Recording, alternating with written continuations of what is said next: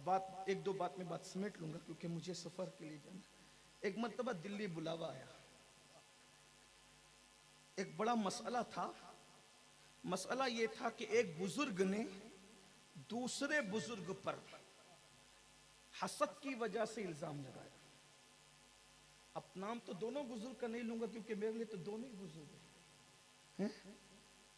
جن کو تحقیق کرنا ہے تو پھر وہ کتابیں دیکھ لیں تو دونوں کے نام پر. ویسے میری قوم کو ناموں کا تجسس بہت ہے. کام چل جائے بھائی نام چھوڑو, کچھ ہم اپنی اصلاح کر رہے ہیں. وہ دونوں بزرگ تو کامیاب ہو گئے, ان کا بیڑا پار ہو گیا, اپنا معاملہ بھی ہے. تو ایک بزرگ نے حسد کی وجہ, پتہ چلا کہ حسد اتنی بری چیز ہے کہ بزرگوں کو بھی بزرگوں پہ الزام لگانے پہ مجبور کر دیتی ہے.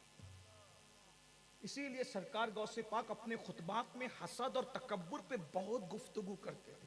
کہتے تھے شیطان کا گھر جس نے ویران کیا ہے اسے حسد کہتے ہیں. اور حسد کر کے شیطان کتنا سازشی بنا کہ دونوں میاں بیوی کو جنت سے نکلوائے. لیکن پھر غوث پاک یہ بھی کہتے ہیں حسد کرنے والے کا نقصان ہے, جس سے حسد کیا جا رہا ہے اس کا نقصان نہیں ہے. اس لیے کہ حسد سے سازش کر کے دو نکالا تھا, دو کو نکالا تھا, یہ حسد تھا. مگر جب جائیں گے تو دو نہیں جائیں گے, کروڑوں کو ساتھ لے کے جائیں گے. یہ حسد جس سے کیا جا رہا ہے اس کا کیا نقصان ہوا؟ نکلے دو تھے, کروڑوں واپس لے کر کے جائیں گے, لیکن یہ جناب اندر نہیں جائیں گے. اس سے پتا چلا ہاں یہ نہیں جائیں گے, اس لیے کہ حسد کرنے والا کبھی محسود سے آگے نہیں بڑھ سکتا. اس لیے حسد والے نہ بنو. آج کسی کو خوبصورت دیکھ رہے ہو حسد کر رہے ہو, کسی کی عزت دیکھ رہے ہو حسد کر رہے ہو, کسی کا علم دیکھ رہے ہو حسد کر رہے ہو, کسی کا تقویٰ دیکھ رہے ہو. سرکار غوث پاک فرماتے ہیں حسد نیکی کو ایسے کھا جاتا ہے جیسے سوکھی لکڑی کو آگ کھا جاتی ہے. بلکہ حسد کرنے والے مرتے وقت تو ان کی زبان پہ کلمہ بھی باقی نہیں رہتا. اللہ سے نکالو حسد کو. کپڑے بہت صاف پہن رہے ہو, ذرا دل بھی صاف کر. اور تصوف دلوں کی صفائی, تھوڑا یہاں آ کے بیٹھا کرو نا, یہاں کے بیٹھا. حضرت عبداللہ ابن مسعود کہتے تھے کہ جب زمین کے اوپر کوئی نہ ملا کرے تو زمین کے اندر والوں کے پاس جا کے بیٹھ جایا کرو. اس لیے کہ ہمارے یہاں اندر اور اوپر کی کوئی قید ہی نہیں ہے. جو فیض اوپر ملتا تھا وہی فیض اندر بھی ملتا ہے, بلکہ اندر جا کر کے تو اور پرواز تیز ہو جاتی ہے, اور پرواز تیز. یہ یہاں آ کر کے بچے مانگتے ہو, مانگو اچھی بات ہے. دولت مانگتے ہو, مال کبھی ان سے یہ بھی کہا کرو کہ جو آپ کا دل صاف ہو گیا تھا تھوڑا ذرا نظر ڈال کے ادھر بھی صفائی کر دے, تھوڑا دل صاف کرو نا. اور جب تک دل صاف نہیں ہے آپ تہجد پڑھنے کوئی فائدہ نہیں. میں آپ کو نمازوں سے دور کر لیں گے, لیکن یاد رکھیں دلوں کی صفائی شرط ہے. حضرت صوفی صحابی کا قول ہے, کہتے ہیں بغیر وضو نماز نہیں ہوتی. اصل وضو تو دل کی صفائی کا نام ہے, اصل وضو دل کی صفائی کا نام ہے, اصل غسل دل کے تزکیے کا نام ہے. پوری محنت صوفیہ نے. بہرحال تو ایک بزرگ نے ایک بزرگ پہ الزام لگایا. بادشاہ وقت نے دو بزرگوں کو بلایا, بھئی فیصلہ تم دونوں آ کے کرو. بادشاہ شمس الدین التمش کا نام سنا, انہوں نے بلایا دلی. دونوں بزرگ, اب دونوں کا نام نہیں لیتا لیکن ایک میں صوفی صاحب بھی تھے, نام بھی لیتا ہوں کیونکہ یہ فیصلہ کرنے آئے تھے, نہ الزام لگانے والوں میں تھے نہ الزام لگنے والوں میں تھے, لیکن ان کا نام لیتا ہوں. ایک تھے حضرت ہمارے بزرگ صوفی, بزرگ حضرت صوفی حمید الدین ناگور. دوسرے بزرگ تھے حضرت شیخ بہائے ملت والدین حضرت سیدی بہاؤالدین زکریا ملتانی. ہاں یہ ڈائریکٹ خلیفہ ہیں شیخ الشیوخ شیخ شہاب الدین عمر سہروردی کے. اب گئے تو فیصلہ تو ہو گیا. فیصلہ جس بزرگ پہ الزام لگا تھا ان پہ ہو گیا کہ وہ بے گناہ ہے, جنہوں نے لگایا تھا وہ مایوس ہو کے رہ گئے. اب گئے تھے تو وہاں بڑے مذاکرے ہوئے. اللہ والے ملتے تھے نا تو اس کی نہیں کرتے تھے, وہ علمی مذاکرے کرتے تھے. تو حضرت صوفی حمید الدین ناگوری رحمت اللہ علیہ نے فرمایا کسی بزرگ سے, اب میں یہاں نام نہیں لوں گا کیونکہ اب بات تھوڑی نازک آ رہی ہے, کسی بزرگ سے فرمایا کہ یہ کیسے ہو سکتا ہے کہ دولت بھی ہو اور دل میں خدا بھی ہو. دولت بھی ہو اور دل میں خدا, اس لیے کہ دولت ہوگی تو یار نہیں ہوگا, دل میں یار کا جلوہ نہیں ہوگا, اور جہاں یار ہوگا وہاں دولت کا پیار نہیں ہوگا. تو چونکہ جواب دینے والے مجیب بھی بڑے علم والے تھے، اپنے زمانے کے شیخ الاسلام تھے، اور شیخ الاسلام ان کو کینیڈا اور برطانیہ نے نہیں بنایا تھا، شیخ الاسلام ان کو بنایا تھا ان کے پیر و مرشد نے۔ غور فرمائیں، غور تو کریں کہ اس دور کا شیخ الاسلام آج سے تقریباً 600-700 سال پرانا دور کا، اس دور کا مسلمان بھی کتنا اچھا تھا، تو اس دور کا شیخ الاسلام کتنا بڑا رہا ہوگا۔ تو شیخ الاسلام نے جواب دیا کہ یہ مال اور دولت آپ نہیں رکھتے، ہم رکھتے ہیں، تو اس کی وجہ یہ ہے کہ آپ کی جو بزرگی ہے وہ بڑی سیدھی سادی ہے۔ جواب بڑا خوش، میں شیخ الاسلام پہ قربان، جواب میں بہت حسن ہے، بڑی منطق ہے، بڑی فلسفیانہ گفتگو ہے، بڑی علمی ندرت ہے۔ شیخ الاسلام جواب دیتے ہیں، صوفی تمہاری جو بزرگی ہے وہ بہت سادہ ہے، اور جہاں سادگی ہوتی ہے وہاں نظر لگنے کا اندیشہ کم ہوتا ہے۔ دیکھیں تو صحیح نا، دیکھیں صحیح، سمجھنے کی کوشش کریں۔ میں بہت فلسفیانہ گفتگو جو انہوں نے کی تھی بہت سادہ سے لفظوں میں سمجھانا، اللہ کرے سمجھ میں آئے کہ بزرگی آپ کی بہت سادہ ہے، اس لیے جو جہاں سادگی وہاں نظر لگنے کا اندیشہ نہیں ہوتا، تو آپ کی بزرگی صوفی بہت سادہ ہے، تو آپ کو نظر لگنے کا خوف نہیں ہے۔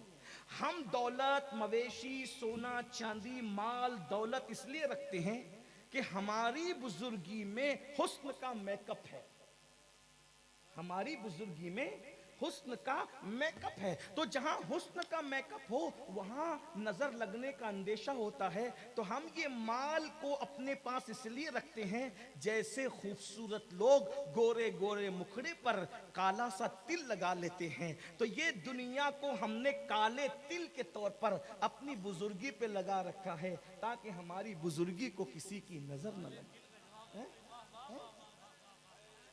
جواب تو دیکھیں نا، اس لیے میری گزارش ہے زیادہ عبادت کرنے والوں کو ولی مت کہو، یہ منصب اپنا نہیں ہے۔ وہ نیک تو ہو سکتا ہے مگر ولی ہر آدمی کے ہاتھ میں مصلی، تسبیح مصلی دیکھ کے نئی دل کی کیفیت آپ کیا جانو۔ حسن زن نیک ہے، اللہ والا اچھا ہے، لیکن ولی کہنے کا فیصلہ آپ نے کبھی اپنے ہاتھ میں نہیں لینا۔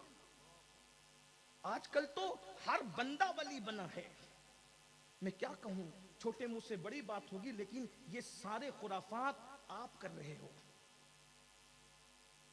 قبرستانوں میں چلم پینے والے بھی تمہارے یہاں ولی ہے، ہنسنے کی بات نہیں، یہ تو رونے کا مقام ہے۔ جو عورتوں سے پیر دبواتے ہیں وہ بھی تمہارے یہاں ولی ہے، انگلیوں میں انگوٹھیاں ہیں 10-10 انگلیوں میں، وہ بھی تمہارے یہاں ولی ہے۔ جو انکار کرنے پر آئے ہیں وہ تو غوث پاک اور غریب نواز کو بھی ولی نہیں مانتے، اور جو ماننے پر آئے ہیں وہ شریعت کا مذاق اڑانے والوں کو بھی ولی مان رہے ہیں۔ ایسے لوگوں کو ولی بنا کر کے تم اپنے بزرگوں کو مشکوک کر رہے ہو، اس لیے یہ جرم اپنے سر مت لیجئے۔ نیک مان لو، اللہ والا مان، لیکن ولی ولی ولی پھر ولی ہوتا ہے۔ اگر میں ولایت کا مقام آپ کے سامنے صوفی بزرگ کے نام سے بیان کر دوں، اٹھ کے بھاگ جاؤ، مجھے پاگل سمجھو، لیکن میں یہ بات نہیں کہہ سکوں گا کیونکہ صوفی بزرگ نے کہی وہاں معیار بہت بڑا ہے، بہت بلند معیار۔ صوفی بزرگ کو جو سمجھ جائے اس کو دین سمجھنا آسان ہو جائے۔ آپ کیا سمجھ رہے ہیں؟ پورے تمام خلفاء اور مریدین میں اگر غریب نواز نے ایک کو صوفی کہا، ایک کو، تو یہ کیا کوالٹی ہوگی؟ جس کو اپنا امام بنایا کیا کوالٹی ہوگی؟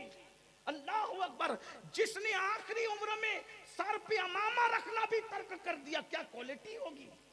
آخری عمر میں ننگے سر رہتے تھے، لوگوں نے پوچھا ننگے سر رہنے کی وجہ، اس کو دلیل نہ بنانا کیونکہ تم صوفی نہیں ہو، ورنہ پتا چلا کہ خان صاحب کی طرح بال رکھو گے اور کہیں گے صوفی صاحب تو ننگے سر رہتے تھے، تو صوفی صاحب ننگے سر رہتے تھے، تو خان صاحب کے طریقے پہ بال رکھ رہے، صوفی صاحب کے طریقے پہ رکھ، جب پتا چلے صوفی صاحب نے تو سب چھوڑ دیا تھا، صوفی صاحب نے تو دنیا میں رہ کے لوگوں کو دیکھ کے رونا آتا تھا، صوفی صاحب نے چھوڑا کیا کیا تھا؟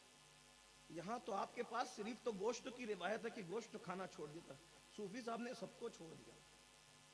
یار کے سوا کچھ باقی نہیں تھا، خون جل کر کے خاک ہو گیا تھا. یہ بات بچوں کو کیا بیان کروں میں، جس کے جسم میں خون نہیں خاک تھی، عشق میں جو خاک ہو گیا تھا.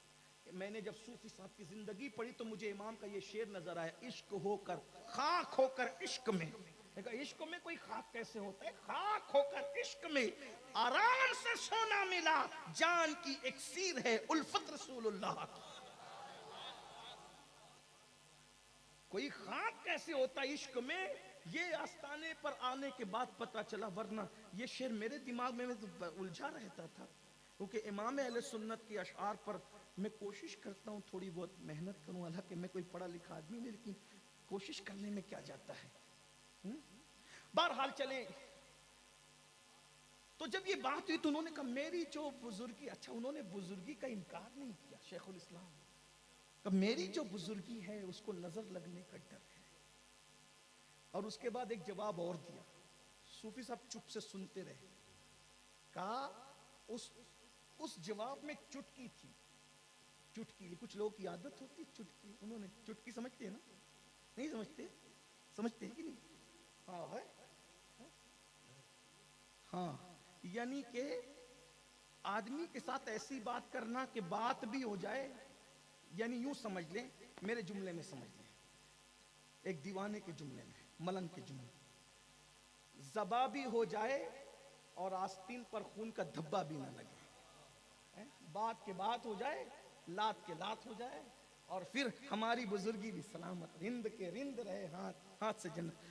آقا علیہ السلام نے یہ بھی منع فرمایا.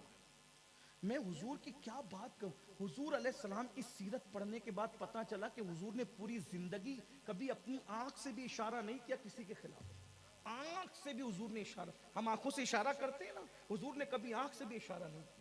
تصوف یہ ہے. اور ہم تو لوگوں کے دل چھلنی کر دیتے ہیں ہنستے ہنستے، جب بھی ملتے ہیں نیا زخم عطا کر دیتے ہیں.